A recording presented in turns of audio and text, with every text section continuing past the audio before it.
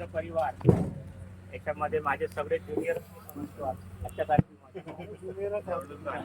Actually आजचा हा निरोप समारंभ माझा जो चालू आहे आजपर्यंत मला कळलाच नाही का हा निरोप समारंभ काय आहे काय नाही. पण जेव्हा जेव्हा शेवटचे दिवस आले तर हा निरोप समारंभ ही एक सत्यता आहे, ती नाकारता येत नाही.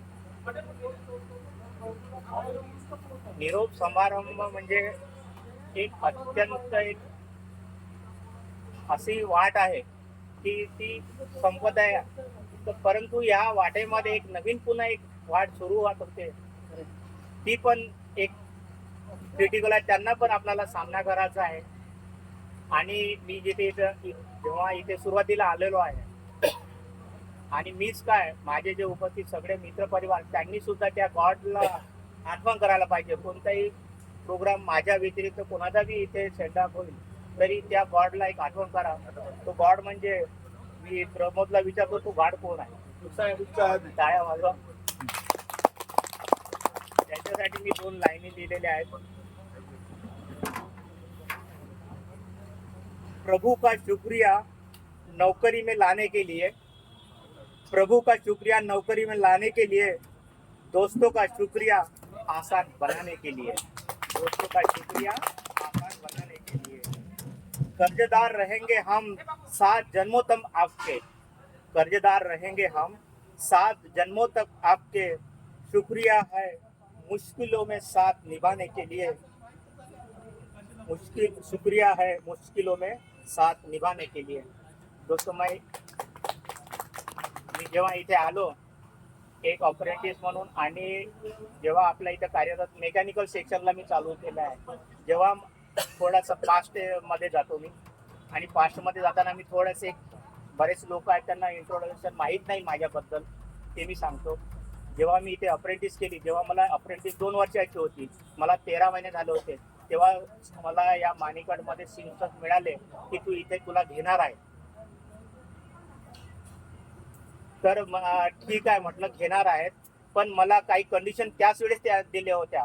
एक इथे इंजिनियर्स होते, त्यांनी मला सी टाईपच्या क्वार्टरच्या वर एकदम टेरेसवर नेऊन मला इंडिकेशन दिलेली आहे तर तुला हे करावं लागेल, तुला लिडरशिप इथे जमणार नाही.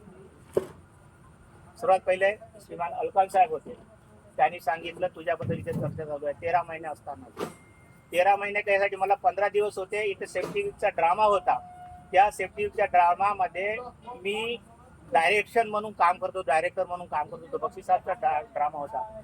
जेव्हा रिहर्सल चालू होती तेव्हा बेहरा साहेब होते माइंडचे, ते आले होते रिहर्सल पाहण्यासाठी. ये लड़का कौन है बोले,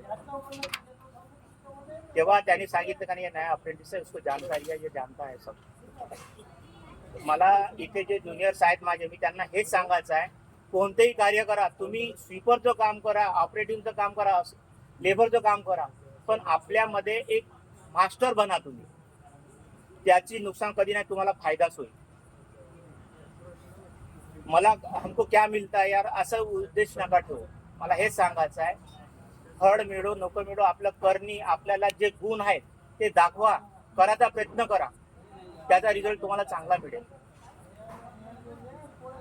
तेव्हापासून तर मला 13 महिन्यानंतर जेव्हा मला अप्रेंटिस संपली, वॅकन्सी नव्हती, 1-1.5 महिन्यानंतर बिर्लाची व्हिजिट होती, तेव्हा मला चूक साहेबांनी पाठवलं, तू घर में जाके क्या करेगा, बाद में कॉन्टॅक्ट होगा नाही होगा. त्यावेळेस मोबाईल फोनचं वगैरे तेवढं हे नव्हतं.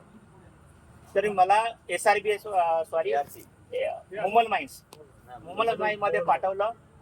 त्यांनी मला ये टाइम पे आना आहे म्हणून म्हटलं नाही, मी त्याला पेमेंट किती देता म्हणून ते विचारलं नाही, फक्त राहणं होतं. बस राहणं राहू का वो हमको नाही मालूम, तू काही दिलं. मी क्वार्टर मध्ये राहिलो, सगळ्यांना माहित होतं, पण कोणी ऑब्जेक्शन नाही घेतलं. क्वार्टर मध्ये राहतो 1 ते 1.5 महिना मी तिथे केलं. नंतर 1 महिन्याचा पेमेंट काय दिला माहित नाही, 1.5 महिन्याचा बाकी 15 दिवसाचा पेमेंट घ्यायला गेलो नाही. तर अशा पद्धतीचा माझा प्रवास आहे.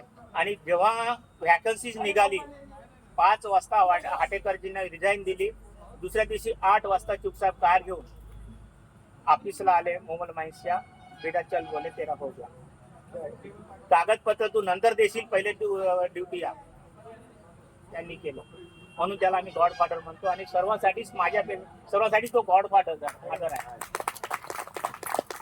पैसा सगळेच कमवतात, प्रत्यक्ष बेनिफिट म्हणजे पैसा. अप्रत्यक्ष बेनिफिट ज्याला आपण इंटँजिबल बेनिफिट म्हणतो तो हा आहे. तो आपण आज आम्ही तिथे नाव घेता तो बिचारा वर गेलेला आहे. म्हणून असे कार्य करायला पाहिजे साहेब. आपल्या हातामध्ये असेल तर करायला पाहिजे. तर तिथे झाला 2 वर्षाचा अप्रेंटिस, 3 वर्षाचं ट्रेनिंग आणि 97 मध्ये मी परमनंट झालो. जेव्हा मला ट्रेनिंग झाल्यानंतर जेव्हा सिनियर्स मेकॅनिक होते त्यांना म्हटलं की नाही बिनेट को सिखा, गाडी चलाना, ये काम करना. नाही बोले उसको कुछ भी सिखाने की जरूरत नाही बोले. आणि माझ्या कारकिर्दीमध्ये मेकॅनिकल लाईनमध्ये यांनी बी सरांनी सांगितलं, लांडे साहेबांनी जास्तीत जास्त मेकॅनिकल बद्दलच सांगितलं आहे. कारण मेकॅनिकल मध्ये मी 22-23 वर्ष घालवले, 5 वर्ष मॅक्झिमम टाईम. आणि मेकॅनिकल लाईन मध्ये अर्ध आयुष्य माझं Ganpati, safety week, environment week, drama, quality circle. माझ्यामुळे माझे मेकॅनिकल जे इंचार्ज होते, हेड होते, ते परेशान होते का हमारा एक मेकॅनिक बर्बाद कर रहे बोलते. आणि कंपनीच्या भरोशावरच मला पूर्ण ऑल इंडिया फिरल्यासारखा फिरलेलो आहे. विदेशामध्ये बी माझा फिलिपाईन्सला आमचा नंबर लागला होता, पण दुर्दैवाने काही कारणास्तव ते कॅन्सल झाला. ह्या कंपनीमुळे मला तो इंटँजिबल बेनिफिट आहे माझा, ते करणी आहे माझी. मला येत होतं, मी करत होतो, पॉझिटिव्हली घेत होतो. मला कोणतंही काम सांगितलं, माझ्या जॉब व्यतिरिक्तचे मी काम या मॅनेजमेंटमध्ये केलेलं आहे. कारण मी पॉझिटिव्हली घेत होते म्हणून मला हे सांगत होते. जेव्हा मी निगेटिव्ह घेतलो असतो ते मला सांगितलं नसतं, बायकाट केलं असतं. ड्युटी पुरतं मला मर्यादित ठेवलेलं असतं. म्हणून कधी नकारार्थी घेऊ नका. कोणी काम सांगते त्याला स्वीकारा. तुम्ही गलत काम सांगत नाही, एक्सेप्ट करा. तुम्ही त्याच्याबद्दल चर्चा आणि क्रॉस करा. तुम्हाला अनसेफ वाटत असेल, कोणत्या गोष्टीचं जर वाटत असेल, क्रॉस करायला पाहिजे. मी क्रॉस करतो म्हणून मला म्हटलं ना निगेटिव्हिटी आहे म्हणून. असं पाहिजे, असं ह्या गोष्टी सगळ्या पाहिजे. आणि माझ्या पुन्हा नोकरी लाईफमध्ये मी असे मोठे मोठे प्रोजेक्ट केलेले आहेत. क्वालिटी सर्कल व्यतिरिक्त जे आपल्याकडे 300 होती मॉडेल 1, ते खूप मोठा म्हणजे पुराणं मॉडेल होतं, त्याला मॉडेल 2 मध्ये कन्वर्ट केलं. ते खूप मोठा प्रोजेक्ट होता. पहिला प्रोजेक्ट केला, खूप सक्सेस झाला. त्याच्यानंतर दुसऱ्या मशीनला पण केला ते.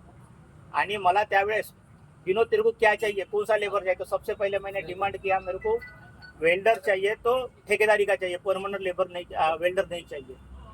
ओटी का लिमिट नहीं था, पूरे फोकस लाइट, पूरे इंचार्ज लगे थे विनोद को चाय पिलाने, नाश्ता खिलाने. तो ये हमारा इंटेंजिबल बेनिफिट है. तो वो मॉडिफिकेशन हुआ. उसके बाद जैसे एफएमसी में गया तो पूछा गया मेरे को कि आपको ऑपरेटर में आना है. हाँ साहब, कब से आना है बताओ.